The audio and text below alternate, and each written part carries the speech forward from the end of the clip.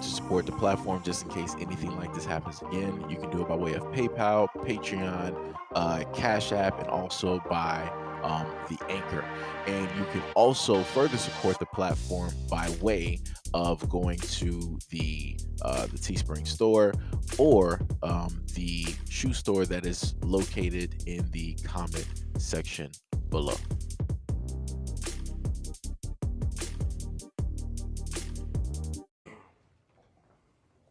Bitch, give me back the money then, hoe.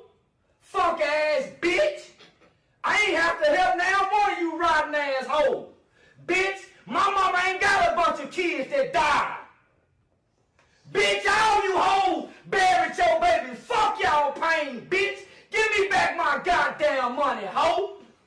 Or suck my dick, bitch. In Chicago, fuck y'all, suck my dick, bitch. I keep a goddamn gun for whatever. Nigga, I don't give a fuck about shit. Nigga, I keep a motherfucking gun. Nigga, I keep a motherfucking gun, nigga.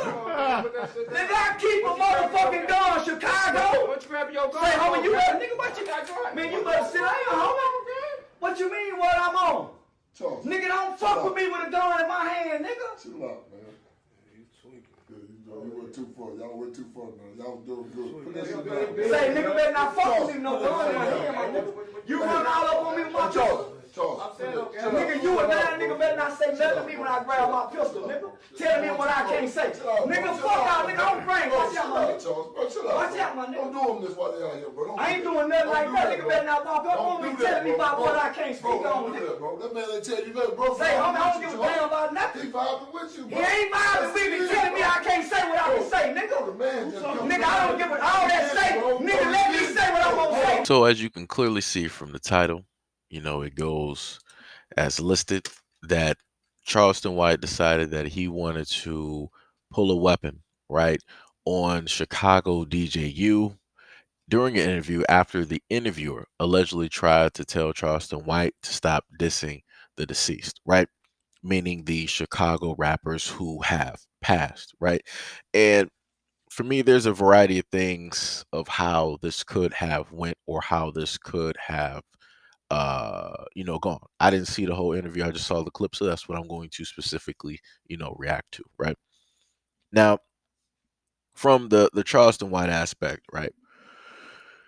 He could be more than likely stating that, him being against, black men doing the stuff that they do and, having arguments and all these other types of things that, you in a sense have to, I guess, disrespect or this the dead in order for people to get a sense of what realistically is happening, meaning that all right, they're gone, but the other people that are alive have to deal with the ramifications and the effects of what it is that those people and those actions, right, led up to, meaning that the rappers who passed, the message is still on repeat, which means that other young men who are in their circle and or around them are still going to decide, hey, even though, such and such is past, I'm still going to do the things that he sat up there and did. I'm still going to continue on that message. I'm still going to play on the same cycle, right?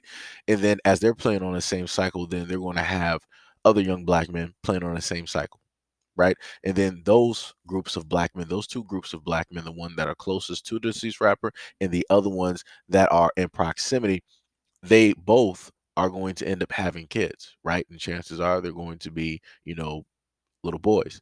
And by proximity, right?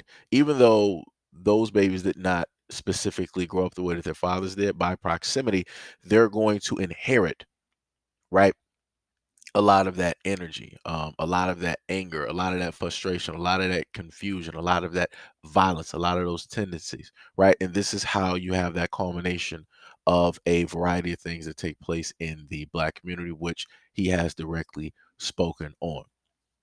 So, on another side, right? Some people could say like, "Yo, man, you shouldn't, really, disrespect, people who passed. Yeah, they might have did some wrong things, but you got their families and other people that are still mourning that person, right? They're not mourning the artist, right? Because a lot of people don't understand perception.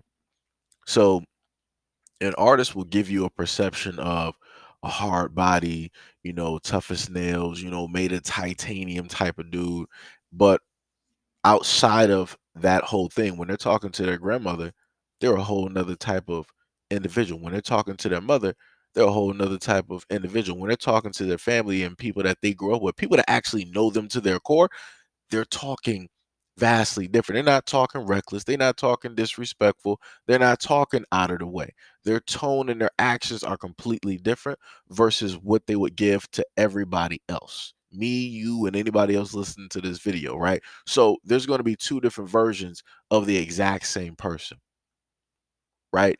One is the made up image and the person that is going to shelter themselves from, the world.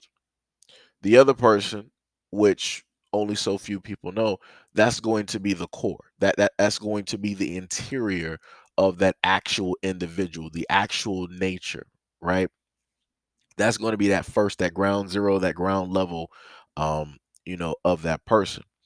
And the thing how I'm looking at it is everything that Charleston White says, I can agree and I can disagree with a lot of things. But he normally states that, yo, black men and violence and like, yo, this stuff is wrong. We got to call this stuff out and all this other type of stuff. But then at the same time, he performs actions like this where you hear and see him acting in the same manner as the people that he's talking about, that he's stating that, yo, this needs to get, fixed. I'm going to snitch on this. I'm going to snitch on that. Like, you ain't about like everything that in a sense that he talks about that he's against, you see him performing these exact same things. So, like I told people before, this is why I've done videos or a video or two directly on Charleston White and pointed out a variety of things. Some people who follow Charleston White hard body, they don't want to see these things, right? Because this is somebody that they glorify. This is somebody who they believe in. This is somebody that they idolize. And usually, when it comes to idols, when it comes to prophets, when it comes to a lot of these individuals, what ends up happening is that people are so enamored with that person that they can't 100% see the faults that are directly there. Even if they're apparent, even if they are directly dead square in your face, a lot of people can't sit up there and see those faults. So then when you have individuals like myself and other people that point out the faults, then you have those people that idolize him want to, tell you a variety of things like, oh, so why don't you directly speak to him? Why don't you sit up there and try to, come talk to him? Why don't you do this? Why don't you do that? Da, da, da, da. Because I'm going by what this person is showing. I don't need to see a whole other version of a person when we sit up there and first meet. Like I said before, some people, less than 1% of people out here are their genuine selves no matter who they meet. Everybody else is putting on another type of thing. Like I said, you don't realistically, in a sense, see a person up until they're either comfortable or they're tired or emotionally unraveling or a variety of, then you'll actually realistically see the core of the person. You'll start to see the truth of that person. Charleston White is one of those people where you're going to, in a sense, see some things, right? To certain extents, the exact same actions that he performs, when he's in interviews or talking to other people, you happen to see that exact same energy here, right? In a sense, technically. But like I said before, in other interviews, the same energy that you see here is not going to be the same energy that you'll get in some of the other interviews, right? And some people will say, well, that depends on, if the person with how it is, like you get what you give, right? Whatever you give to somebody, you're going to sit up there and receive back. That is all well and true. But if you are yourself 100%, then you're going to be always on 100. If you're in a sense a person from the perception of what is given, that you are on 100, that you're just ready for anything to pop off, for anything to happen, then a lot of people will expect you to be this exact same way, no matter who it is. But like I said before, if you look at some of the other interviews that he's done, you'll see him more laid back. You'll see him talking calm. And even when it's times where he might get a little bit hyped, he's still calm. right? So, like I said, it's you got a variety of ways to, in a sense, look at this, but this is, as I stated before, this is a fault. This is something that people should really look at because this is very dangerous. If you got a person where they're ready to get emotional during a conversation to the point where they're going to grab a weapon, and the only reason to ever grab a weapon is if you plan on using it, when you plan on defending yourself or taking somebody's life. And at no point in that video did you see him directly take somebody's life, nor in a sense was he defending himself. Because if you realistically wanted to defend yourself, you could use your words for that. But it gets to a certain point in time where you have a lot of men out here where the only way that they can express words about two ways, either by using their fist, fighting in conversation because they're losing or they're feeling a certain type of way, or they'll sit up there and get the equalizer, which is a weapon, which is to quiet down anybody that, in a sense, wants to come against them and tell them what it is that they should and shouldn't do. And Charleston White clearly picked the latter.